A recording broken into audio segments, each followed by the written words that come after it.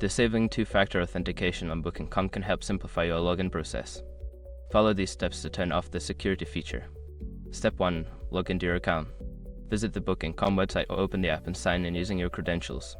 Step 2. Access account settings. Once logged in, navigate to your account settings. This is usually found by clicking on your profile icon or name in the top right corner. Step 3. Go to Security Settings. In the Account Settings menu, look for a section labeled Security or Privacy. Click on this option to access your security settings. Step 4. Disable two-factor authentication.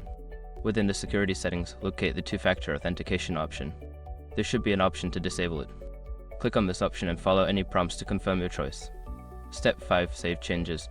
After disabling two-factor authentication, make sure to save your changes.